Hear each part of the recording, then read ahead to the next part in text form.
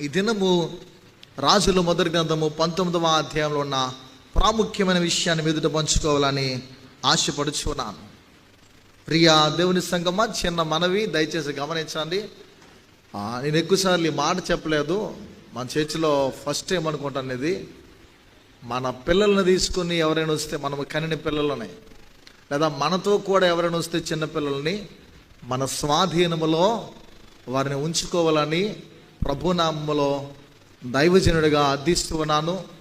పిల్లల్ని మనం స్వాధీనంలో ఉంచకపోతే మనం ఎందుకు వచ్చాము, ఏ పర్పస్తో వచ్చామన్నది మనకి తెలియదు. ఎందుకంటే మనం వాక్యాన్ని వినలేము.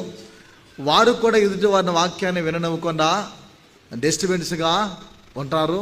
దయచేసి గమనించవలసిందిగా మనం చూస్తాం. ఎందుకంటే మనం పరిశుద్ధ దేవుని మందిరములో, దేవుని స్థలములో ఉండి ఉన్నామనే సత్యాన్ని గమనించవలసిందిగా మనం చేస్తున్నాం. దాదాపు క్రైస్తవ జీవితంలో కానీ, నరుడనే యవని బ్రతుకులో కానీ జీవితంలో విరక్తి అనేది చాలా సందర్భాల్లో చోటు చేసుకుంటుంది. నా జీవితంలో, ఇంతకాలంలో, నా బ్రతుకులో, ఇన్నేళ్లలో ఎప్పుడు కూడా నేను విరక్తికి గురి కాలేదండి. నేను చనిపోవాలని కానీ, లేదా ఏంటి నా జీవితం ఎలా ఉందని కానీ ఏనాడు కూడా నేను అనుకోలేదు అనే మనుషులు మేబీ ఎవరు కూడా ఈ భూమి మీద ఉండకపోవచ్చు. ఎందుకంటే జీవిత విరక్తి అనేది ప్రతి మానవుని జీవితంలో తటస్థిస్తూ ఉంటుంది. అలాంటి పరిస్థితి ఎదురవుతూ ఉందని గమనించవలసిందిగా మనం చేస్తూ ఉన్నాం. ఏలియా అనే వ్యక్తిని గూర్చి, ఈ రోషము గల ప్రవక్తను గూర్చి ప్రత్యేకంగా 19వ అధ్యాయంలో అద్భుతమైన లేఖనాలు కనిపిస్తూ ఉన్నాయి. చక్కటి మాటలు. ఏలియా జీవితంలో లేదా అతని బ్రతుకులో జీవిత విరక్తిలోకి ఎలా వెళ్ళిపోయాడు, ఈ జీవిత విరక్తి ఎలా చోటు చేసుకుందనే అంశాన్ని మీదట ఉంచాలని ఆశపడుచున్నాను. ఈ పాత నిబంధనలో ఏలియా ఒక గొప్ప ప్రవక్త, ఒక శూర ప్రవక్త, రోషము కలిగినటువంటి ప్రవక్త ఏలియా. దైవ సంకల్పాలను అద్భుతముగా లేదా దేవుని యొక్క ఉద్దేశాలను, దేవుని యొక్క సంకల్పాలను అద్భుతంగా నెరవేర్చగలిగినటువంటి ప్రవక్త ఏలియా. ఏలియా మహా ప్రవక్త, దేవుని కోసం ఎన్నో గొప్ప కార్యాలు చేశారు. ఎన్నెన్నో శ్రేష్టమైన కార్యాలు చేస్తున్నాడు ప్రలారా. కానీ ఏలియా నీలాంటి, నాలాంటి, మనలాంటి స్వభావం గల మనుష్యుడి అనే పరిశుద్ధ గ్రంథం హెచ్చరిస్తుంది.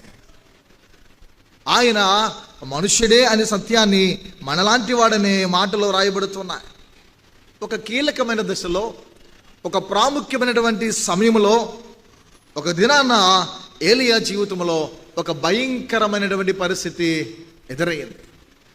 ఒక భయంకరమైనటువంటి విరక్తి అతని జీవితంలోకి చోటు చేసుకుంది. ఆ సమయంలో మనం గమనించాలి పిల్లరా, ఏమంటున్నాడు, అతడు ఎలాంటి విరక్తిలోకి వెళ్ళిపోయాడు. ఈ 19వ అధ్యాయంలో రాయబడుతుంది.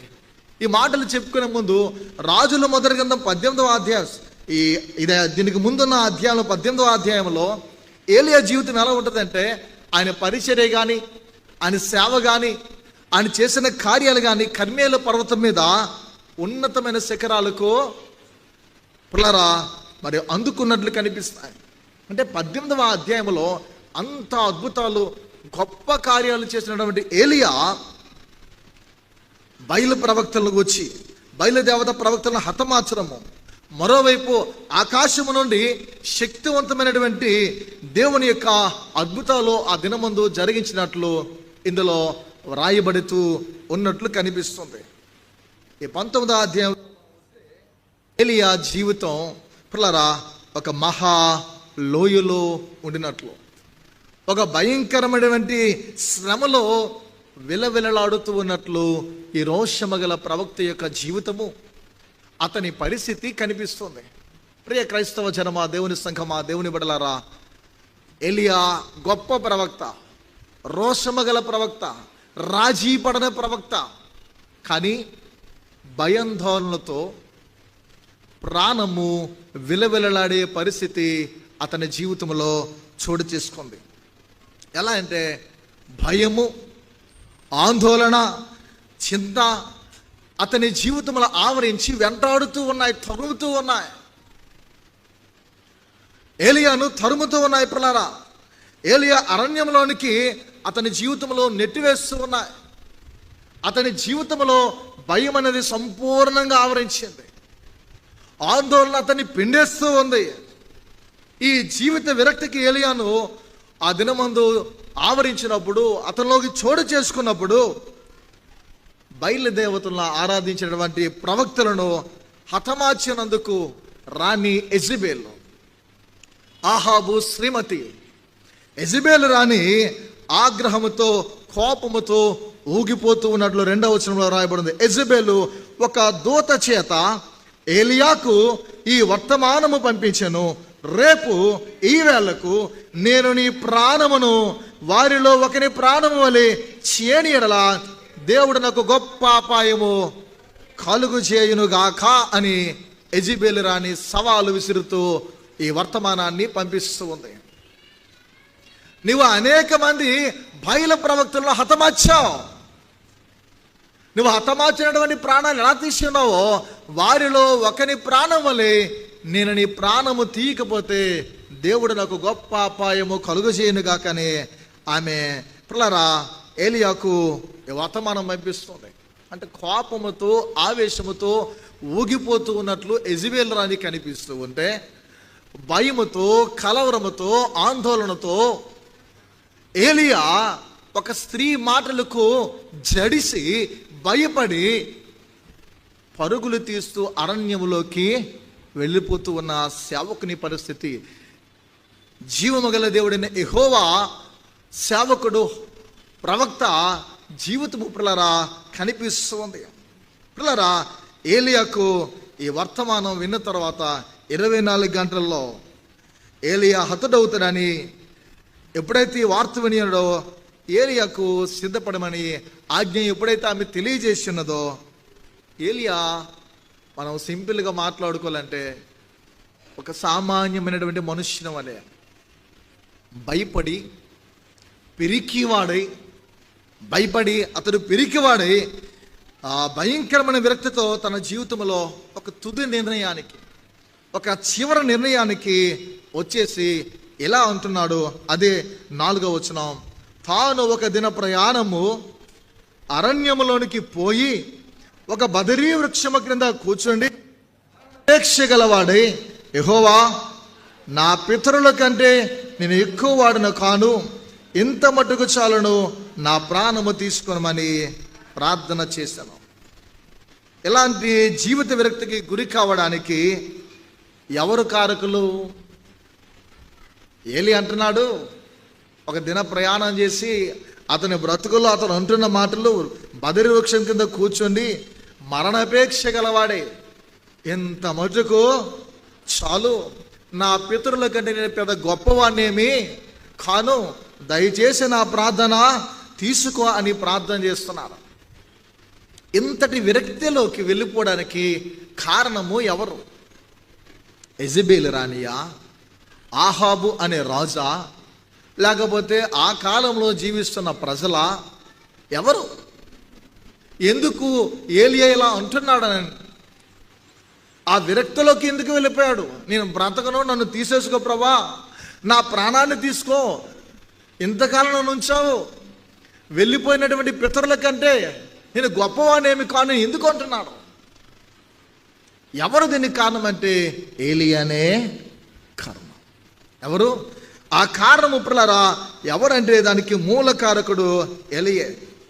తన గత జీవితంలో, మునుపటి జీవితంలో ఎన్నో ప్రతికూలతలు వచ్చాయి, ఎన్నో ఇబ్బందులు అతని జీవితంలో చోటు చేసుకున్నాయి. ప్రతికూలతలు సంభవించిన ప్రతి సందర్భంలో, తనకి అనువు కానటువంటి పరిస్థితులు చోటు చేసుకున్న ప్రతి సందర్భంలో ఏలియా వెంటనే యెహోవాను ఆశ్రయించేవాడు, దేవునికి తెలియజేసేవాడు, దేవునికి చెప్పేవాడు. ప్రియా దేవుని బిడ్డలారా గమనించాలి, దేవునితో సంప్రదింపులు జరిపి పరిష్కారాలను పొందేవాడు. కానీ ఎందుకో ఇక్కడ మాత్రం ఈ 19వ అధ్యాయంలో ఈసారి తన స్వతహాగా సొంత నిర్ణయాన్ని తీసుకుంటున్నారు. స్త్రీ ఏమో, రాణి ఏమో ఆజ్ఞ జారీ చేసింది, నేను నిన్ను చంపేస్తా వాణిలో ఒకని వలె. ఈయనేమో భయపడి ఆందోళనతో కలవరముతో అరణ్యములోకి ప్రయాణం చేసి పరుగు తీసి ఒక దిన ప్రయాణం చేసి అలసిపోయి బదరి వృక్షం కింద కూర్చొని ప్రార్థన చేస్తున్నాడు, నన్ను తీసుకో, నా ప్రాణాన్ని తీసే అని అంటున్నాడు. అరణ్యములోనికి పారిపోటుకు నిశ్చయించుకున్నాడు. అది అతని యొక్క నిర్ణయం. తను తీసుకున్న ఆ డెసిషన్ ఎలా ఉందంటే, ఇక్కడ నుండి తప్పించుకొని, యెజెబెలు దాని రాణి దగ్గర నుండి తప్పించుకొని నేను ముందుకి వెళ్ళిపోతా అని స్వతహాగా ఆ నిర్ణయాన్ని తీసుకొని అరణ్యంలోనికి వెళ్ళాడు. గొప్ప విరక్తికి గురై చివరికి చనిపోవడానికి సిద్ధపడ్డాడు. చివరికి ఏమైపోయాడు? చనిపోవడానికి సిద్ధపడ్డాడు. ఎవరు? ఏలియా. ఏలియా దుప్పటి చరిస్తే రాజులు గనగన వణికేవారు. ఏలియా రోషము గల ప్రవక్తని, గొప్ప గొప్ప అద్భుతాలు కార్యాలు చేయగలిగిన వాడని దైవ లేఖనాలు మనం పదే పదే చదువుతూ ఉంటాం. ఇక్కడ ఏలియాకు ఎలాంటి పరిస్థితి ఎదురైందో, ఏలియా ఎలాంటి నిర్ణయాన్ని ఈ ప్రవక్త తీసుకుని ఉన్నాడో, ఈ సేవకుడు చనిపోవడానికి సిద్ధమైపోయినట్లు నా ప్రాణాన్ని తీసుకొని ఎలా మాట్లాడుతున్నాడో, క్రైస్తవ జీవితము నీది నాది కూడా దాదాపు ఇలాంటిదే. ఏలియా లాంటి పరిస్థితుల పిల్లరా క్రైస్తవ జీవితము కూడా ఇలానే ఏలియా వలె కనిపిస్తూ ఉంటుంది. ఎందుకనంటే ఒక సమయంలో పర్వత శిఖరాల మీద, ఉన్నతమైనటువంటి శిఖరాల మీద షికారులు చేస్తూ సంతోషంగా ఆనందంగా మన బ్రతుకులను, మన కుటుంబాలను మనం కొనసాగిస్తూ ఉంటాం, అలా జీవిస్తూ ఉంటాం ఆనందంతో. మరికొన్ని సందర్భాల్లో మరికొన్ని సార్లు పిల్లరా గాఢాంధకారపు లోయల్లోకి మన జీవితాలు నెట్టికిపోతూ ఉంటాయి. అలాంటి పరిస్థితులు పిల్లరా ఎదురవుతూ ఉంటాయి. గాఢాంధకారపు లోయల్లోకి మన జీవితాలు దిగజారిపోతూ ఉంటాయి. గాఢాంధకారం అనేది మరణకరమైనటువంటి లోయ. చీకటి లోయలోకి మన బ్రతుకులు దిగజారిపోతూ ఉంటాయి. అందుకు కారణము కూడా మనమే, మన జీవితాలే, మన పరిస్థితులే, మన అవిధేయతలే, మన అతిక్రమములే, మన లోపాలే, మన పాపాలే. పిల్లరా ఇలాంటి అనుభవాలు క్రైస్తవ జీవితంలో సహజంగా ఎదురవుతూ ఉంటాయి. ఏలియాకు వాటిల్లినట్లు, ఏలియాకు ఎదురైనట్లు మనకు కూడా ఎదురవుతూ ఉంటాయి. పిల్లలు ఈనాడు తప్పుడు బోధలు అతిగా ఎక్కువైపోయి, ఇప్పుడు కదా చాలా కాలం నుండి ఉన్నాయి తప్పుడు బోధలు, కానీ ఇప్పుడు మరీ ఎక్కువగా అయిపోయినటువంటి తప్పుడు బోధలు ఏంటంటే, యేసు ప్రభువుని నమ్ముకుంటే మీ ఇంటిలో కష్టాలన్నవి ఉండవు. ప్రభు యేసుని మీరు స్వీకరిస్తే, అంగీకరిస్తే, హృదయమందు విశ్వసిస్తే మీ ఇంటిలో ఏ బాధలు ఉండవు, ఏ శ్రమలు ఉండవు. జీవితం అంతా అద్భుతం, జీవితం అంతా ఆనందము, జీవితం అంతా మీకు అనుకూలంగానే ఉంటాయి, కానీ ప్రతికూలంగా ఏవి కూడా ఉండవు అనే బోధలు ఎక్కువైపోయాయి. ప్రియ దేవుని సంగమా, మనం నూతన నిబంధనలో సువార్తలు చదువుతూ ఉంటే ఈ బోధలను మనం బేస్ చేసుకుని ఒకసారి బైబిల్ మనం చదువుతూ ఉంటే హాస్యాస్పదముగా, చాలా ఇబ్బందికరంగా బైబిల్ జ్ఞానం కలిగిన వారికి అనిపిస్తూ ఉంటుంది పిల్లరా. ఎందుకనంటే జీవితంలో ప్రతికూలతలు రాకుండా, శ్రమలు, కష్టాలు, బాధలు పిల్లరా పలు విధాలైనటువంటి శోధనలు ఎదురు కాకుండా ఉండవు. నువ్వు క్రైస్తవుడవైనా క్రైస్తవేతరుడవైనా, యేసుక్రీస్తు నువ్వు అంగీకరించినా అంగీకరించకపోయినా, నువ్వు నరుడు అయితే చాలు, జీవితంలో అందరికీ సామాన్యమైనటువంటి సహజమైనటువంటి అనుభవాలు ఇవి వస్తూ ఉంటాయి. అకస్మాత్తుగా ప్రతికూలతలు వచ్చినప్పుడు ఎంతోమంది ఇలాంటి తప్పుడు బోధన వాళ్ళు ఏమైపోతారంటే వారి విశ్వాసం నుండి సడలిపోతున్నారు. ఎలా? యేసుప్రభుని అంగీకరిస్తే ఏది రాదు, అది రాదు, ఎలా ఉంటుందో అలా ఉంటుంది అన్నారు. నేను ఆయన అంగీకరించిన తర్వాత నా జీవితంలో పరిస్థితులు చోటు చేసుకున్నాయి అని వారిలోనూ విశ్వాసం ఏమవుతుందంటే సడలిపోయి ఈ దేవుడు నాకు అచ్చి రాలేదని విడిచిపెట్టేవారు, ఆయన త్యజించేవారు లేకపోలేదు. ప్రియ దేవుని కుమారుడా, కుమార్తె, నీ విశ్వాసము ఎలా ఉంది? ఏలియా రోషము గలవాడే, ఏలియా శూర ప్రవక్తే, శ్రేష్ఠుడే. ఏలియా ప్రార్థన చేస్తే నేను నిజముగా నీ సేవకుడనై ఉన్నానని వీరు ఎరిగినట్లు, నీవు నా దేవుడివై ఉన్నావని వీరు తెలుసుకున్నట్లు నీ కార్యాలు చేయమంటే ఏలియా ప్రార్థన చాలించక మునిపే ప్రతిఫలము దేవుడు అనుగ్రహించేవాడు. అలాంటి ప్రవక్త ఏమైపోయాడంటే ఒక స్త్రీ మాటలకు భయపడే, ఆందోళనతో, భయముతో, కలవరముతో తానే ప్రయాణము చేసి పరుగు తీసి పరుగెత్తుతూ నా పితరుల కంటే గొప్పవాడిని నేను కాను, నా ప్రాణాన్ని తీసేసుకో. ప్రియా దేవుని సంగమా, దేవుని బిడ్డలరా, మనం ఆలోచిద్దాం. ఏలియా విరక్తుల నుండి ఎలా బయటకు వచ్చాడు? ఇలాంటి జీవితంలో విరక్తితో కూడినటువంటి పరిస్థితుల నుండి వెలుపడికి ఏ రీతిగా వచ్చాడు? క్రైస్తవునిగా మన జీవితంలో ఇలాంటి అనుభవాలు ఎదురైతే, అంటే నిన్ను పిండేసే అనుభవం, నిన్ను బాధించే అనుభవం, నీ కుటుంబాన్ని ఇబ్బందికరమైన ఆ పరిస్థితులకు నెట్టేసే అనుభవాలు, విరక్తిలోకి వెళ్ళిపోయే అనుభవాలు, ప్రతికూలతలు మన జీవితంలో చోటు చేసుకుంటే ఎదురైతే వాటిని మనం జయించి ముందుకు సాగాలంటే ఏం చేయాలి? మన ఆత్మీయ జీవితంలో ఎలా ముందు మనం త్వరపడాల ముందుకు? ఏలియా జీవితంలో ఆ తదుపరి ఆ చోటు చేసుకున్న పరిస్థితులు, తర్వాత జరిగినటువంటి ఆ సంఘటనలు ఎలా ఉన్నాయి? అవే మీ ఎదుట ఉంచాలని నేను ఆశపడుచున్నాను. అవి ధ్యానించుకుందాం పిల్లరా. ఏలియాను దేవుడు ఎలా బలపరిచాడో చాలా ప్రాముఖ్యం. ప్రాణాన్ని తీసుకో అన్నటువంటి ఏలియా ప్రార్థన చేస్తున్నప్పుడు దేవుడు అతన్ని ఎలా బలపరచాడో, ఎలా అతన్ని స్థిరపరచాడో, ఎలా అతని యొక్క జీవితంలో ముందుకు తిరిగి ఆయన నడిపించాడో చాలా ప్రాముఖ్యం. మన జీవితంలో కూడా ఇలాంటి నిర్ణయాలు అనేకమైన సందర్భాలు మనం తీసుకుంటాం.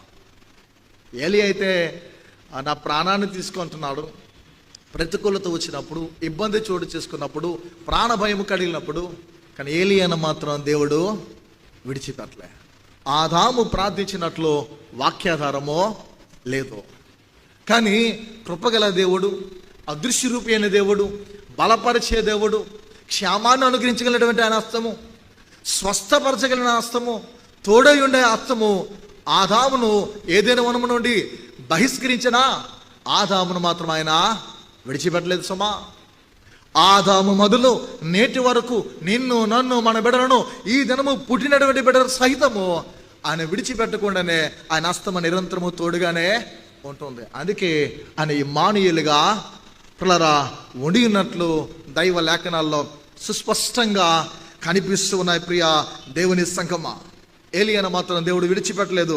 దేవుని దూత ఏలియా యొద్దకు పంపించాడు. ఏలియా యొద్దకు దేవుని యొక్క దూత వచ్చి అతన్ని బలపరిచే విధం మనకి లేఖనాల్లో కనిపిస్తూ ఉంది. 4 నుండి 7 వచనాల మాటలు కనిపిస్తున్నాయి పిల్లరా, ఒకసారి చూద్దాం. అతడు బదరీ వృక్షము కింద పరుండి నిద్రించుచుండగా ఒక దేవదూత వచ్చి ముట్టి, నీవు లేచి భోజనము చేయమని చెప్పను. అతడు చూచినంతలో అతని తల దగ్గర నిప్పుల మీద కాల్చబడిన అప్పమును నీళ్ల బుడ్డియు కనబడిన గనుక అతను భోజనము చేసి తిరుగుపడెను. అయితే యెహోవా దూత 2వ మారు వచ్చి అతను ముట్టి, నీ శక్తికి మించిన ప్రయాణము నీకు సిద్ధమై ఉన్నది. చాలమ్మా, నీ శక్తికి మించిన ప్రయాణం నీకు సిద్ధమై ఉన్నది. ఏలియా ఎలా బలపరిచాడు? దేవుడు ఆహారాన్ని పెట్టి ఏ రీతిగా ఏలియాని పిల్లరా ఎలా దేవుడు ముందుకు సాగించినాడో తన బ్రతుకును మనం ఇక్కడ గమనించాలి. ఎప్పుడైతే దేవుని యొక్క ఆదేశాన్ని బట్టి ఏలియా తన జీవితంలో ముందుకు వెళ్ళాలనే ఆలోచనలోకి వచ్చినాడో మనం చదువుకునే ఈ వృత్తాంతంలో హోరేబు పర్వతం మీదకు అతను ఎలా ముందుకు సాగి వెళ్ళినాడో లేఖనాలు కనిపిస్తుంది. హోరేబు యొక్క పర్వతము చెంతకు వచ్చాడో అక్కడ ఏలియాను యెహోవా 2 విధాలుగా బలపరిచాడు. అంటే ఇక్కడ ప్రయాణం చేసి నీ శక్తికి మించిన ప్రయాణం ఉందని దేవుడు చెప్పిన తర్వాత అతడు ప్రయాణం చేస్తూ హోరేబు దగ్గరికి అతను రావడమో కనిపిస్తుంది. హోరేబు ఎదుకు వచ్చిన తర్వాత, ఈ పర్వత శిఖరం దగ్గరకు వచ్చిన తర్వాత దేవుడు ఏలియాను 2 విధాలుగా బలపరిచాడు పిల్లారా. ఈ 19వ అధ్యాయము ప్రత్యేకంగా 8 నుండి 11 వచనాలు ఇవి కనిపిస్తున్నాయి. మీరు ఇంటికి వెళ్ళి పఠిస్తే ఆ 2 విధాలుగా దేవుడు ఎలా బలపరిచాడో అవేంటి మీదటి ఉంచాలని ఆశపడుచున్నా. మొదటిది, ఏలియా శక్తికి మించిన ప్రయాణానికి దేవుని శక్తి లభించింది. మొదటిది, ఏలియా శక్తికి మించిన జీవిత ప్రయాణానికి దేవుని శక్తి లభించింది. దేవుని శక్తి లభించడం, అందులో ప్రత్యేకత ఏముంది పాస్టర్ గారు, అందులో ఆశ్చర్యం ఏముంది పాస్టర్ గారు అని మనకు అనిపించవచ్చు. గత కాలంలో ఏలియా ఎన్నో సందర్భాల్లో దేవుని యొక్క శక్తి చేతే కదా కార్యాలు అనేకమైనవి చేసుకున్నాడని మనకి అనిపించవచ్చు, వాస్తవమే. కానీ దేవుని యొక్క శక్తి అతనికి ఎలా లభించింది అనేది చాలా కీలకమైనటువంటిది. పిల్లరా, ఒకసారి దాన్ని మనం చూద్దాం. ఏలియా ఒక గుహలోకి వెళ్ళాడు. ఆ లేఖనాలు మనం చూస్తే ఏలియా గుహలోకి వెళ్ళి తన తల దాచుకున్నటువంటి విషయాలు మనకి లేఖనాలు 11లో, అందుకైనా నీవు పోయి పర్వతం మీద యెహోవా సముఖమున నిలిచి ఉండమని సెలవిచ్చెను. అంతటా యెహోవా ఆ వైపున సంచరింపగా బలమైన పెనుగాలి లేచాను. పిల్లరా, ఇక్కడ గమనించాలి, అతడు గుహలోకి వెళ్ళి భయంతో తలదాచుకున్నాడు. యెహోవా అతనికి ప్రత్యక్షమై ఇలాగూ ఆజ్ఞాపించింది. ఆ ఆజ్ఞ 11లో వ్రాయబడుతుంది. పిల్లరా, యెహోవా సముఖమందు నిలిచి ఉన్నాడు సెలవిచ్చును. అంతటా యెహోవా ఆ వైపు సంచరింపగా మొదటగా వచ్చింది బలమైన పెనుగాలి. బలమైన పెనుగాలి లేచెను. యెహోవా భయమునకు పర్వతములు బదలైన. మొదట ఏమొచ్చింది? పెనుగాలి వచ్చింది. ఆ పెనుగాలికి పర్వతములు బద్దలయ్యాయి, శిలలు చిన్నాభిన్నములాయని. కానీ యెహోవా ఆ గాలి యందు దెబ్బ ఉందైనా ప్రత్యక్షము కాలేదు. గాలి పోయిన తర్వాత భూకంపము కలిగిన, కానీ ఆ భూకంపమునందు యెహోవా ప్రత్యక్షము కాలేదు. 12లో కూడా రాయబడుతుంది, ఆ భూకంపమైన తర్వాత మెరుపు ముట్టింది, కానీ ఆ మెరుపునందు యెహోవా ప్రత్యక్షము కాలేదు. మెరుపు ఆగిపోగా చూద్దాం పిల్లరా, ఏమొచ్చింది? ముందు పెనుగాలి వచ్చింది. పెనుగాలి వస్తుంది, కానీ దేవుని యొక్క స్వరం మాత్రం ప్రత్యక్షము కావట్లేదు. ఆ తర్వాత ఆ పెనుగాలికి పర్వతాలు చిన్న భిన్నలైపోతున్నాయి, శిలలు చిన్న భిన్నలవుతూ ఉన్నాయి, భూకంపం వస్తూ ఉంది. కానీ యెహోవా ప్రత్యక్షత మాత్రము రావడం లేదు. దీనికి ముందు ఏం జరుగుతుంది? అతడు ఆ గుహలోకి వెళ్ళి భయముతో పిల్లరా తలను దాచుకున్నాడు. యెహోవా వాక్కు ప్రత్యక్షమై సెలవిస్తూ ఉంది. ప్రియా దేవుని సంగమా, నీవు పోయి పర్వతపు మెరుపునందు, ఆ 11వ వచనంలో మనం చూస్తే ఆయన ప్రత్యక్షమ కాలేదైన మాటలు మనకి వ్రాయబడుతూ ఉంది. మెరుపు ఆగిపోగా మిక్కిలి నిమ్మలంగా మాట్లాడు ఒక స్వరము వినబడను. పిల్లలు, ఈ వచనాల్లో యెహోవా దేవుడు ఏలియాకు ఒక గొప్ప శ్రేష్టమైన ఆత్మీయ సత్యాన్ని, పారమార్థిక సత్యాన్ని పిల్లరా తెలియజేస్తున్నాడు. ఏలియాకే కాదు, మనకు కూడా దేవుడు తెలియజేస్తున్నాడు. దేవుడు తెలియజేస్తున్న ఈ మాటను మనం గమనించాలి. ఈ 2 వచనాల్లో ఉన్నటువంటి సత్యాన్ని మనం జాగ్రత్తగా గమనించాలి. పిల్లరా, దేవుని సముఖమునందు దేవుని యొక్క మహాశక్తి దాగి ఉంది. ఇప్పుడు దేవుని సముఖములో, దేవుని సన్నిధిలో, ఈ ఇంటిలో, ఆయన ఇంటిలో దివ్యమైన శక్తి ఇక్కడ దాగి ఉంది. ఈ శక్తిని దేనితో మనం పోల్చలేం. దివ్యమైనటువంటి శక్తి దాగి ఉంది. పిల్లరా, ఏలియా, నీవు నా నుండి ఎంత దూరమైతే నీవు పరుగులు తీస్తూ పోతూ ఉంటావో, నీలో నా శక్తి అనేది అంత నీలో సన్నగిల్లిపోతూ ఉంటుంది.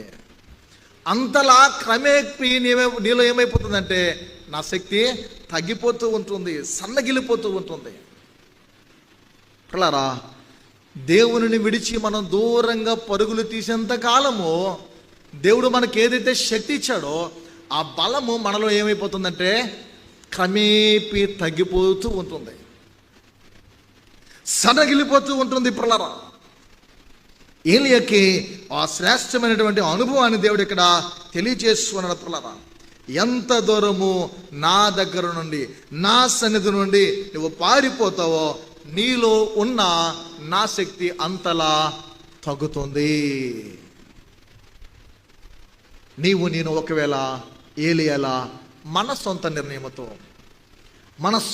మన స్వాలోచనతో, మన ఉద్దేశపూర్వకంగా మన యోచనతో మనము కూడా ఇలానే ఏలేవలే ఏదో విషయంలో పరుగు తీస్తున్నామేమో దేవునికి తెలియచేయకుండా, ఏదైనా విషయంలో దేవునికి తెలియచేయకుండా, దేవునికి చెప్పకుండా, దేవునితో సంప్రదింపులు మనము పంచుకోకుండా, ఆయనతో షేర్ చేసుకోకుండా, ఆయన సహవాసంలో మనం ఉండకుండా, మనకు మనమే స్వనిర్ణయములతో పిల్లరా స్వతహాగా నీ డెసిషన్తో నీవు ముందుకు వెళ్ళిపోతున్నావేమో.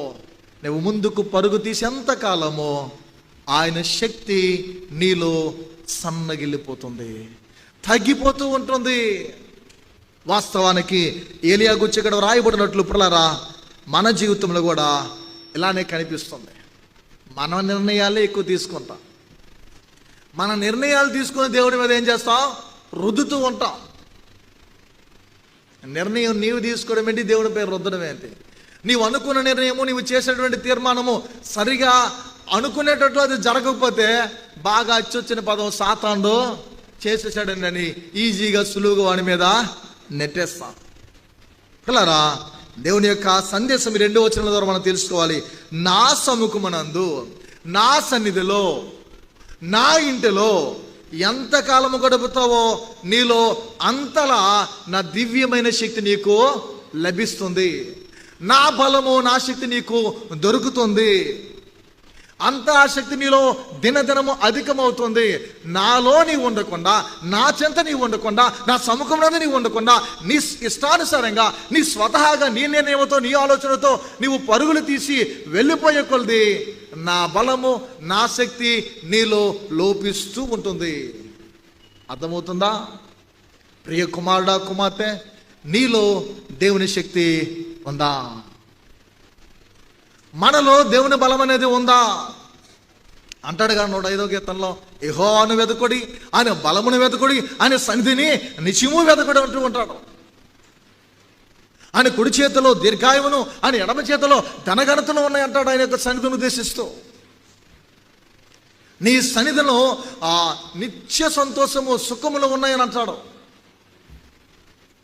దేవుని సముఖములో మనం ఉంటే పిల్లరా అధికముగా దేవుని శక్తి లభిస్తుంది. యెహోవా దేవుడు, ప్రభువు, దేవదేవుడు, నేనే దేవుడునని తెలియజేసిన ఆ ప్రభు అంటున్నాడు, ఏలియాకి జ్ఞాపకము చేస్తున్నాడు.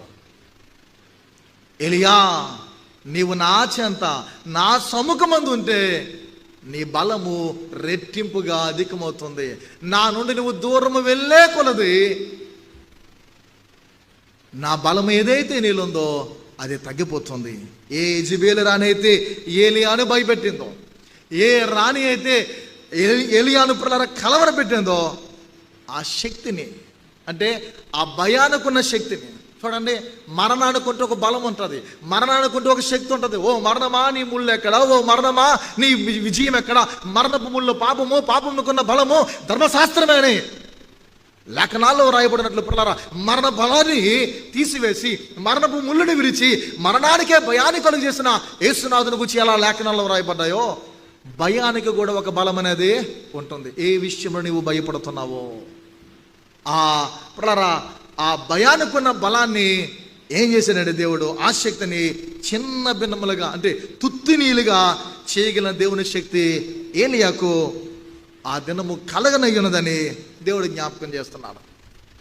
ఏలియా, ఏ విషయంలో నీవు భయపడుతున్నావో, ఏ విషయం కొరకైతే భయపడుతూ ఉన్నావో ఆ బలాన్ని నేను తుత్తునీలుగా చేసేస్తా, దాన్ని చులకనగా చేసేస్తా, ఇది అపాటిదే అనేటట్లు నేను నీకు చేయగలనట్లు జ్ఞాపకం చేస్తున్నాను. అలా ఏలియా దేవుని సముఖమునందుండి దేవుని శక్తిని పొంది పిల్లరా యెజెబెలు రాణి కాదు, సాతాను శక్తులన్నిటిని జయించి తన జీవితంలో విజయం వైపు పిల్లరా అతను ముందుకు సాగినట్లు తదుపరి వచనాలన్నీ మనం చదువుకుంటే అర్థమవుతూ ఉంది పిల్లరా.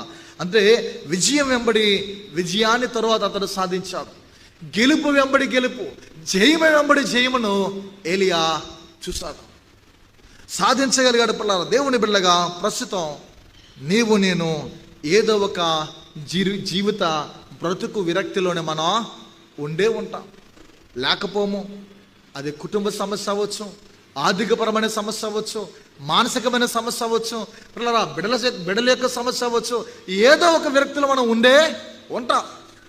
నీ శక్తికి మించిన ప్రయాణం ప్రభు నీ ముందు ఉంచాడు.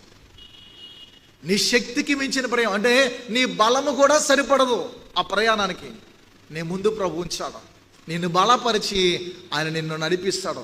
నీకే ఆయన ఆహారాన్ని సిద్ధపరిచి, ఏలియా అలసిపోయి బదరీ వృక్షము కింద కూర్చొని ఇంత మటుకు చాలును, నా పితరులందరికీ నేను గొప్పవాడు కాను అని విరక్తిలో ప్రార్థన చేస్తున్నాడు. నా ప్రాణము తీసుకో అని. అలాంటి విరక్తిలో మన యొక్క బ్రతుకులు ఉంటాయి. అలాంటి విరక్తిలోకి వెళ్ళే చాలామంది తట్టుకోలేక, సహించలేక సూసైడ్ చేసుకుంటారు, ఆత్మహత్యలు చేసుకుంటూ ఉంటారు.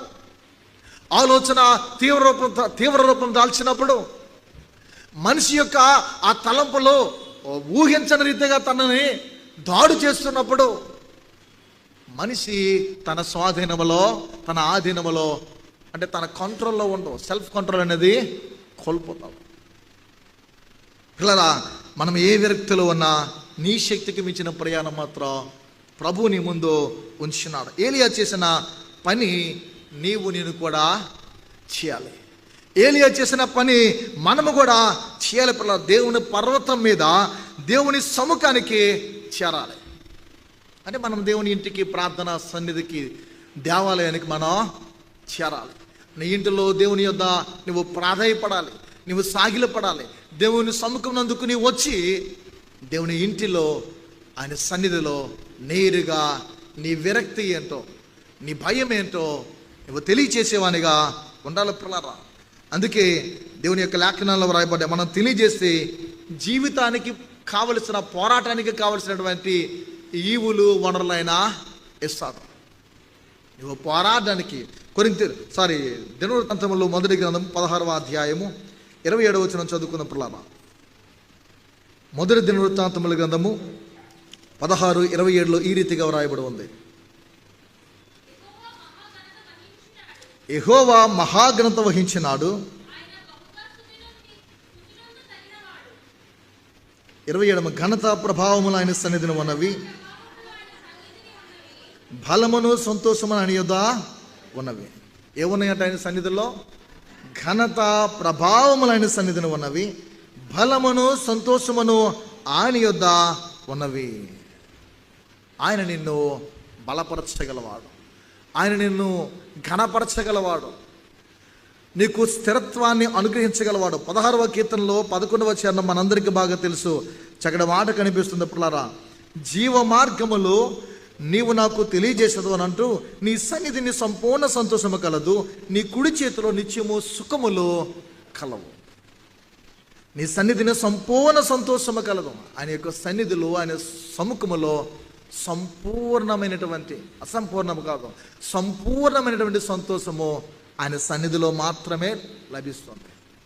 ఆయన సన్నిధికి వచ్చి కూడా లోక తలంపులతో, లోక కుతంత్రాలతో, లోక ఆలోచనలతో, పాపముతో మనము నిండేవారిగా ఉన్న మన బ్రతుకులో ఏది కూడా ఆయన బలాన్ని మనం పొందుకోలేము. అంటే సరెండర్ అయిపోవాలి. మనం ఆయన స్వాధీనంలోనికి మనం వెళ్ళిపోయాం. ఆయనకి మనల్ని మనం అప్పగించుకునే వారిగా ఉండాలి. అప్పుడు మనకు లభిస్తుంది పిల్లరా సంపూర్ణ సంతోషము, ఆయన బలము, అనిచేటువంటి శక్తి మనం పొందుకోగలము పిల్లరా. దేవుని యొక్క వాక్యము తెలియజేస్తుంది, మనకు కావలసిన, పోరాటానికి కావలసిన వనరులన్నీ దేవుడు ఆశీర్వాదాలను అనుగ్రహించగలడు. ఎందుకంటే ఆయన సముఖములోనే ప్రార్థనాపూర్వకంగా మనం నిరంతరము ఉండి చేరానికి విన్నవించుకోవాలి. ఆయన సముఖములో ఏ సమయాన్ని మనము నిర్ణయించుకుంటాము, ఎలాంటి ఆలోచనతో ఉంటాము పిల్లరా, నీ సమయాన్ని నువ్వు ఆయన సన్నిధిలోనే గడపడానికి నువ్వు ఇష్టపడాలి. ప్రతి ప్రార్థనలో పోరాటం అనేది ఉంటుంది. ప్రతి ప్రార్థనలో ఏముంటుంది? పోరాటం ఉంటుంది పిల్లరా. అలానే ప్రతి ప్రార్థనలో కూడా మనం పాలు పొమ్ములు పొంది ఆ పోరాటానికి కావలసిన వనరులు మనం ఏం చేయాలి? దేవుని యొద్ద నుండే పొందాలి. దేవుని యొద్ద నుండి మనకు లభిస్తాయి. అప్పుడు పరిశుద్ధాత్ముడు నిన్ను అభిషేకిస్తాడు, ఆయన నిన్ను దీవిస్తాడు, తన ఆనంద తైలముతో నేను అభిషేకిస్తాడు. అన్ని విషయాల్లో నీకు తోడుగా ఉండి, లేఖనాల్లో యేసుస్వామి వాగ్దానం చేసినట్లు పాపమును గూర్చి, నీతిని గూర్చి, తీర్పును గూర్చి నీకు ఒప్పింప చేస్తూ సర్వమైన సత్యంలోనికి ఆయన నిన్ను నడిపిస్తాడు. అంటే ఆయన నడిపింపులోకి మనం వెళ్ళేవారుగా ఉంటాం పిల్లరా. అప్పుడే మనశ్శాంతి అనేది వస్తుంది. నిబ్బరము అంటే అధైర్యం మనలో ఉండదు పిల్లరా. నిబ్బరం అనేది మన జీవితంలోకి వస్తుంది. ఇలాంటి మొదలైనటువంటి నెమ్మదితో కూడిన అనేకమైనటువంటి వనరులు దేవుని సన్నిధి నుండి మనకి పుష్కలంగా లభిస్తాయి. అందుకే అంటాడు, నాకు ఆయనే కాపరి, నాకు లేమి కలుగుదని. ఆయనేగా నా కాపరి, అందుకు నాకు లేమి కలదు. ఎందుకంటే నేను గొర్రెను అని విశ్వసించాను. నేను గొర్రెను కనుక ఆయన నాకు కాపరై ఉన్నాడు. సో నాకు లేమి అనేది ఏది రాదు. ఒకవేళ వచ్చినా అది వచ్చినట్లు నాకు అనిపించదు. అది అతని యొక్క నిశ్చయత. దావీదు యొక్క ఆలోచన ప్రలరా. ఒకటైతే ప్రాముఖ్యం ప్రలరా, దేవుని సన్నిధిని మనం ఎల్లప్పుడూ పశ్చాత్తాపంతోనే మనం ఉండాలి. ఒప్పుకోలు కలిగిన వారిగానే మనం ఉండి తీరాలి. పశ్చాత్తాపడే వారికి మాత్రమే దేవుడిచ్చే వనరులు, ఆశీర్వాదాలు, ఆత్మ సంబంధమైన సిరులు లభిస్తాయి. పశ్చాత్తాపము పొందని వారికి, పాపాలను ఒప్పుకోలేని వారికి దేవుని యొక్క ఆత్మ సంబంధమైన ఆశీర్వాదాలు ఏవి రావు. ఈ ఆశీర్వాదాలు కావాలంటే పశ్చాత్తాపం మనలోకి రావాలి పిల్లరా. అది కూడా మనం నేర్చుకోవాలి. 2వ దినవృత్తాంతం 16వ అధ్యాయం 9వ వచనంలో మనందరికీ వచనం బాగా సుపరిచితమైంది పిల్లరా. 16వ అధ్యాయము 9వ వచనంలో రాయబడుతుంది, తన ఎడల యథార్థ హృదయం గల వారిని బలపరచుడికై యెహోవా కనుదృష్టి లోకమందంతటా సంచారము చేయుచున్నది. ఈ విషయమందు నీవు మతి తప్పి ప్రవర్తించదవు గనుక ఇది మొదలుకొని నీకు యుద్ధమలే కలుగును. ప్రియా దేవుని బిడ్డలారా, ఇక్కడ మనకు అవసరమైంది మనం చూస్తే, తన ఎడల యథార్థ హృదయం గల వారి గురించి మాట్లాడుతూ ఉన్నాడు. ఈ 9వ వచనంలో పిల్లరా, వారిని బలపరచుడికై యెహోవా కనుదృష్టి లోకమందంతటా సంచరిస్తుంది. యథార్థత మనలోకి రావాలి. అంటే నీవు ఎలా ఉన్నావో స్టిల్ ఇప్పుడు అలానే దేవుని ఎదుటి సమస్తమో ఒప్పుకునేవానిగా ఆ యథార్థతను మనం కనపరిస్తే తప్పకుండా దేవుడు కార్యాలు చేస్తాడు. ఆశ రాజ్యానికి నెమ్మది కారణాలు కనిపిస్తాయి. తదుపరి అతని జీవితంలో కోల్పోయే విషయాల గురించి కూడా హెచ్చరికలు కనిపిస్తూ ఉంటాయి. ప్రియా దేవుని సంగమా, అందుకే ఏలియా శక్తికి మించిన జీవిత ప్రయాణానికి దేవుని శక్తి లభించింది. చివరి కూడా చెప్పి నా సందేశాన్ని ముగిస్తున్నప్పులారా, ఏలియా శక్తికి మించిన ప్రయాణానికి దేవుని యొక్క నిమ్మలత్వం అనేది లభించింది. మనము విరక్తిలో ఉన్నప్పుడు దేవుని బలమే, దేవుని శక్తే అవసరం.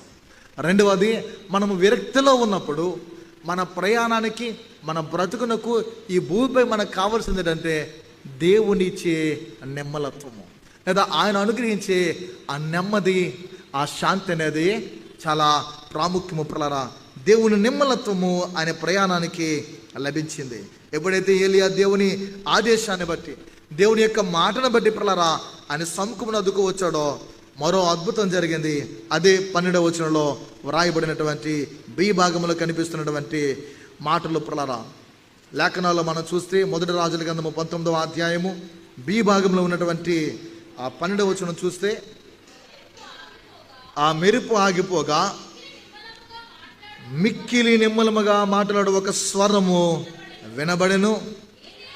ఏలియా దాన్ని విని తన దుప్పెడతో ముఖము కప్పుకొని బయలుదేరి గుహవాకిట నిలిచెను. అంతలో ఏలియా, ఇతడు నీవేమి చూచున్నావని ఒకడు పలికిన మాట అతనికి వినబడెను. ఒక స్వరము ప్రలరా, మిక్కిలి నిమ్మలముగా మాట్లాడు ఒక స్వరము వినబడెను. ఏలియా జీవితంలో 2వ ప్రలరా గొప్ప కార్యము, అద్భుతం ఏంటంటే మెరుపు ఆగిపోగా మిక్కిలి నిమ్మలంగా మాట్లాడు శ్రేష్టమైనటువంటి ఒక స్వరం. చూడండి, మీరే చాలామంది అనుకుంటూ ఉంటారు, భీకరంగా మనం ధ్వని చేస్తే, భీకరంగా మనం శబ్దం చేస్తే దేవుని సన్నిధి అలాగ దిగిపోద్ది అనుకుంటా. నో, శబ్దాల మధ్య దేవుడు ఉండడు అని ఎలాంటి వాడంటే, ఆయన ఆరాధించేవారు ఆత్మతో సత్యముతో ఆయన ఆరాధించేవారై ఉండాలి. మీరు ఇంటికి వెళ్ళి 1 కొరింథీయులకు రాసిన పత్రిక 14వ అధ్యాయం బాగా చదివితే చక్కటి మాటలు ఉంటాయి. అందులో ఒక మాట అంటాడు, పరిశుద్ధుల సంఘములన్నిటిలో దేవుడు సమాధానానికి కర్త కానీ అల్లరికి కర్త కాడు. మనం ఎవరినో అపహాస్యము చేయాలని, గేలి చేయాలని మాట చెప్పట్లేదు. కానీ చాలా చర్చల్లో, చాలా సంఘాల్లో కొన్ని సందర్భాలు ఏం చేస్తారంటే ముఖద్వారం నుండి ఈ పాస్టర్ గారు చెప్పే వాక్యం చెప్పే ఈ పరిశుద్ధ, అతి పరిశుద్ధ స్థలం వరకు క్లాప్స్ కొట్టుకుని పరుగులు తీసుకొని వచ్చేస్తూ ఉంటారు. వాళ్ళ కాళ్ళతో బైబిల్ తొక్కిస్తూ ఉంటారు. వారి చున్నీలు ఏమవుతుందో తెలీదు, వారి సారీస్ ఏమవుతుందో వారికి తెలీదు. ఏమనంటే పరిశుద్ధాత్మ నన్ను ఆవరించింది అని అంటారు.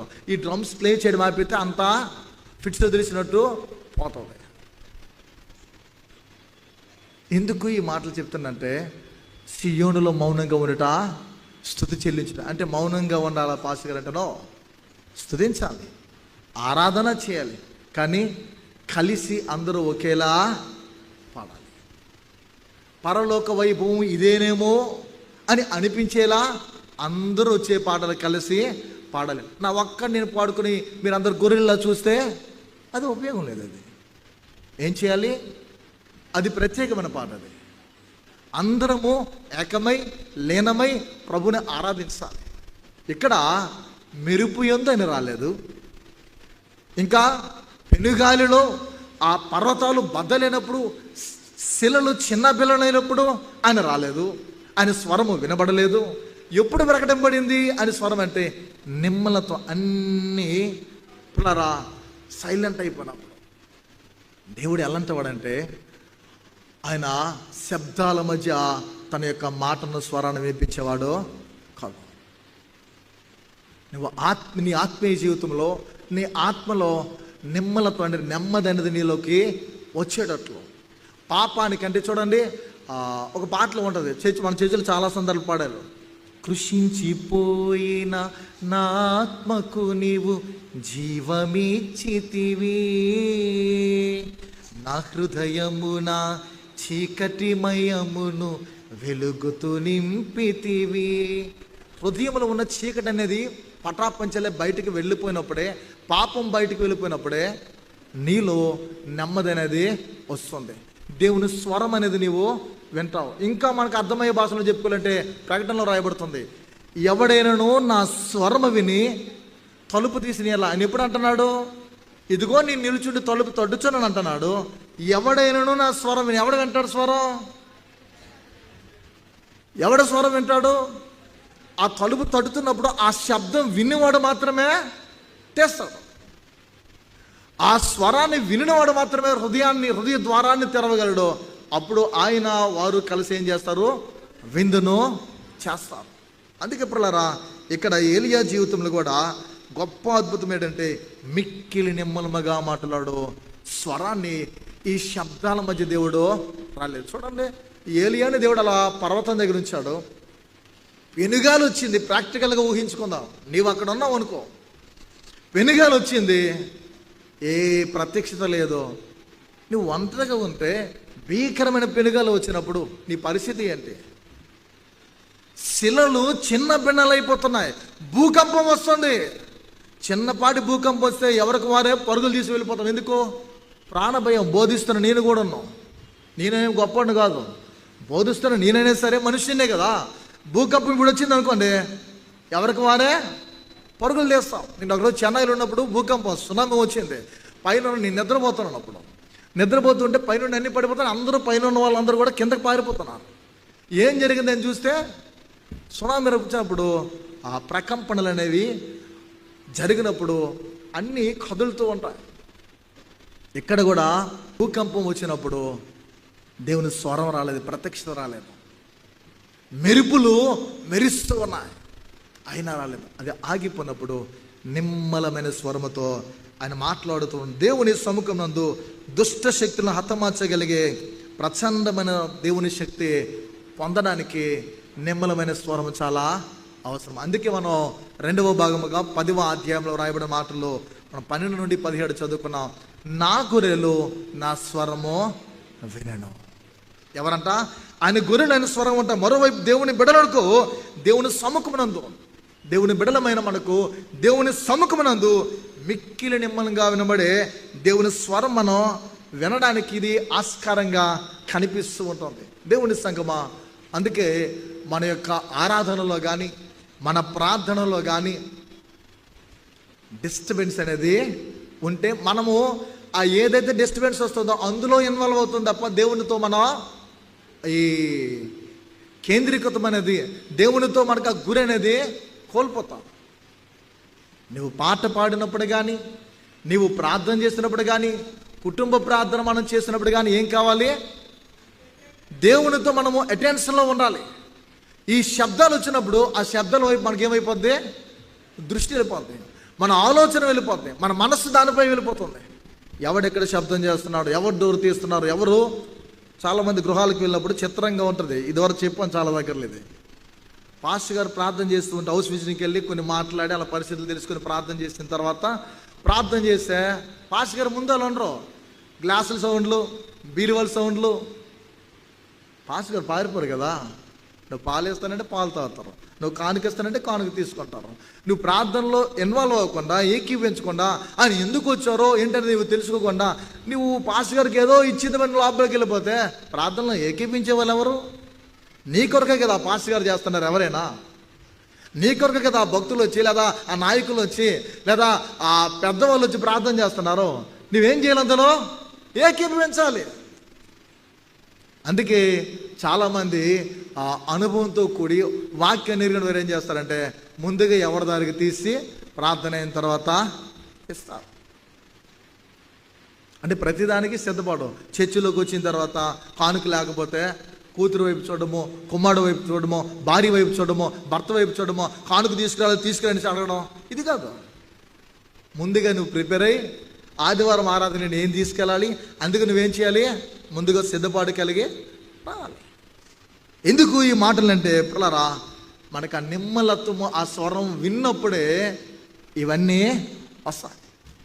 యెజబెలు రాణి జయించుటకు దేవుని ప్రచండమైనటువంటి శక్తి ఈ 19వ అధ్యాయం తర్వాత ఈ వచనాల్లో మనం చదువుకుంటూ పోతే పిల్లరా, దేవుని సేవకుడైన ఏలియాకు దేవుడు అనుగ్రహించాడు. అతన్ని బలపరిచి ధైర్యపరచగలిగినటువంటి దేవుని నిమ్మలత్వం. అందుకే ఆయన గొర్రెలు ఆయన స్వరాన్ని వింటాయి. వేరొక గొర్రెలు కలవు, కాని గొర్రెలు ఉన్నాయి, అవి నా స్వరము వినవు. ఆయన స్వరాన్ని మనం వినాలి. ఏలియాతో దేవుడు అంత నిమ్మంగా మాట్లాడడానికి రెండే అమూల్యమైన కారణాలు. అందులో ఏంటంటే ఏలియా విరక్తిలో కొనసాగుతూ ఉండగా ఏలియాతో దేవుడు అంటున్నాడు, నీ పరిస్థితి చూచి, నీ ఇబ్బందిని చూచి, ఏలియా నీవు భయాందోళనలో ఉన్నావు కానీ నేను మాత్రం ఇంకా నిమ్మలంగానే ఉన్నాను. చూడండి, మన అలజడలోని ఒక తుఫాన్ లాంటి కలవరంలోని మనం ఉంటాం మనుషులుగా. కానీ ఆయన మాత్రం నా కుమారుడు ఎలాగ అయిపోతున్నాడు, నా కుమార్తె ఎలా అయిపోతుందని అనుకోడేనా. ఆయన నిమ్మలంగానే ఉంటాడు. 83 కీర్తన మీరు ఇంటికి వెళ్ళి చదవండి. ఆశాపరిచిన కీర్తనలో ప్రభువా వారు అలా చేస్తున్నారు, వీరు ఇలా చేస్తున్నారు, నీవేంటి మౌనంగా ఉన్నావు, నువ్వు ఊరుకున్నావు ఏంటి? ఆయన ఊరుకునే ఉంటాడు. దేవుడైనా ఎప్పుడు ఎవరికి ఏది చేయాలని ఆయనకి బాగా తెలుసు. ప్రభా నీకు చింత లేదా, మేము మునిగిపోతున్నాము, నశించిపోతున్నాము అని అంటుంటారు శిష్యులు. ఆయన యొక్క ఆలోచన ఏంటి? నేను మీతో ఎంతకాలం ఉన్నాను కదరా, నాతో మీరు ఉన్నారు, నా కార్యాలు చూశారు, అయినా నా పట్ల మీకు విశ్వాసమో లేదా? ప్రియా దేవుని సంగమా, ఏలియా జీవితంలో దేవుడు తెలియజేస్తున్న ఒక శ్రేష్టమైన పాఠం ఏంటంటే, నీవైతే ఆ ప్రతికూలమైన పరిస్థితుల్లో, ఆ భయములో, ఆ కలమరలో నీవు ఉన్నావు, కానీ నేను మాత్రం నిమ్మలంగానే ఉన్నానంటూ ఏలియాను బలపరుస్తున్నాను. ప్రభువా నీవు నిమ్మలంగా ఉన్నప్పుడు నేనెందుకు కలవరపడాలి, నేనెందుకు వేదన పడాలి, నేనెందుకు భయపడాలి? ఒక్క మాటలో చెప్పుకోవాలంటే దేవుడు అంత నిమ్మలంగా కనపరుస్తున్నప్పుడు తన యొక్క ఆలోచనలో, ఏలియా నీ జీవితం అంతా నీవింకా కూడా ఏదేదో నిన్ను కలవర పెడుతుంది, భయపడుతుంది అనుకుంటున్నావు, కానీ నీ బ్రతుకు, నీ జీవితము, నీ ప్రాణమంతా నా ఆధీనములో, నా స్వాధీనంలో ఉంది. నీవెందుకు భయపడాలి? నా సెలవు లేక ఎవడు ఏది చేయలేడు. అందుకంటాడు కదా, యెహోవా సెలవు లేకుండా అన్నపానము పుచ్చుకోవడమో అసాధ్యం. అక్కడికి దుష్టుడు కూడా నీ వాడు కంచేసేవాడుకు అంతలా ఉన్నాడు, భక్తి కలిగి యథార్థం కలిగి అని యోబుని గురించి మాట్లాడితే, వాని ప్రాణం తప్ప సమస్తము నీకో అప్పగిస్తున్నాను. దేవుని సెలవు లేకపోతే ఎవడు ఏమి నిన్నో చేయలేడు. నిజంగా నీవు ఆయన స్వరాన్ని వినగలిగిన వానివైతే, నిజముగా ప్రభుని ప్రేమించేవానిగా అయితే, నిజమే మన జీవిత విరక్తిలో పిల్లరా, మన భయాందోళనలో, మన కలవరంలో దేవుని చల్లని నెమ్మది నిమ్మలత్వాన్ని పిల్లరా స్వరాన్ని మన జీవితంలో గుర్తు చేస్తూ ఉంది. మనము ప్రభు యొక్క ఆధీనంలో ఉన్నాము. మన యొక్క బాడీ కానీ, మన యొక్క దేహం అంతా, మన బ్రతుకంతా, మన లైఫ్ అంతా ఆయన కంట్రోల్లోనే ఉంది అని మనం మర్చిపోకూడదు. దేని కొరకు మనము ఆలోచన కలిగి పిల్లరా భయపడుతూ ఉంటాం. కానీ ఆయన జీవిత ప్రతికూలలో కూడా దేవుడు మన జీవితాల్లో పని చేస్తూ ఉంటాడు. అంటే నీ ఇబ్బందుల్లో, నీ భయములో, నీ కలవరంలో ఆయన ఏం చేస్తాడు? నీతో పని చేస్తాడు. నీవు అలా ఉన్నావుగా, నేనైతే అలా లేను అని దేవుడు తెలియజేస్తున్నాడు. పిల్లల పరిష్కారాలకు మార్గాలు త్వరలోనే చూపించనై ఉన్నాడని జ్ఞాపకం చేస్తూ ఉన్నాడు. అందుకే మనమేదో కలవరపడకుండా మన కుటుంబ పరిస్థితుల కొరకు, మన బిడ్డల కొరకు మనమంతా ఆయనకు అప్పగించేవారుగా ఉంటే ఆయన నీతో మాట్లాడతాడు, నీకు పరిష్కారాన్ని చూపిస్తాడు, నీకు చక్కటి ప్రతిఫలాన్ని, జవాబునైనా చూపిస్తాడు, ద్వారాన్ని, మార్గానైనా సరళం చేసి నడిపిస్తాడు. నిమ్మలమైన దేవుని స్వరము ఏలియా యొక్క మరొక సత్యాన్ని బయలుపరిచింది. ప్రలారా ఏలియా జీవిత విరక్తిలో దేవుడు అంత నిమ్మలంగా ఉన్నాడంటే మరింత నిమ్మలంగా, ప్రశాంతంగా ఏలియా ఉండాలి అని దేవుడు తెలియజేస్తున్నాడు. నేనే నిమ్మలంగా ఉన్నప్పుడు నీవెందుకు ఇంకా ఉండకూడదు? నాకంటే ప్రశాంతంగా నీవు ఉండాలి. కనుక ప్రియ దేవుని సంగమా, మనము ఆరాధిస్తున్న ప్రభువు, మనము సేవిస్తున్న దేవుడు, మనము ఎవరికైతే ఆరాధించేవారుగా ఉంటామో, ఎవరి గురించి సువార్తను ప్రకటిస్తున్నామో, ఏ దేవునికి అన్ని అర్పిస్తున్నామో ఆ దేవుడు సామాన్యుడో కాడో. ఆయన ప్రశాంతంగా నిమ్మలంగా ఉన్నప్పుడు ఆయనకంటే నీవు ఆయన కుమారుడుగా ఉండాలి.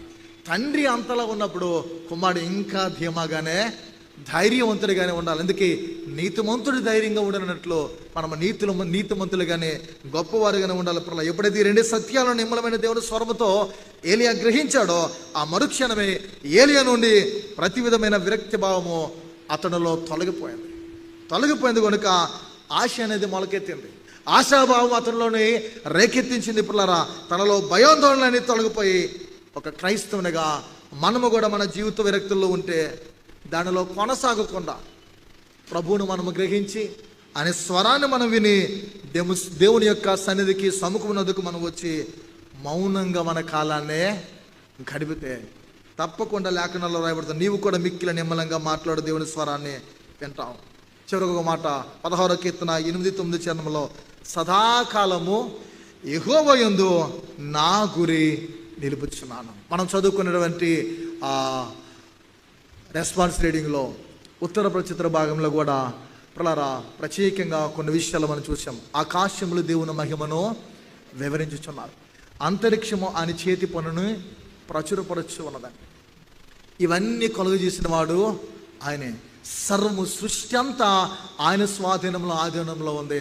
అందులో నీవు కూడా ఉన్నావు కనుక నీ యొక్క జీవితం అంతా ఆయన కంట్రోల్లో ఉంది కనుక నీవే విషయంలో భయపడకుండా ఆయన స్వరాన్ని వినడానికి నీవు ఇష్టపడితే, ఆయన సన్నిధిలో గడపడానికి నీవు ఇష్టపడితే, ఆయన కుడిపార్శ్వం ముందు నువ్వు కూర్చోడానికి ఇష్టపడితే, నీ గురి, నీ ధ్యాస, నీ ఆలోచన, నీ ఆశ సమస్తము దేవునిపై ఉంటే 16వ కీర్తనలో రాయబడినట్లు అప్పుడు దేవుడు ప్రశాంతమైనటువంటి ఆ సమాధానమును, నిమ్మలత్వాన్ని, శాంతిని దేవుడు అనుగ్రహిస్తాడు.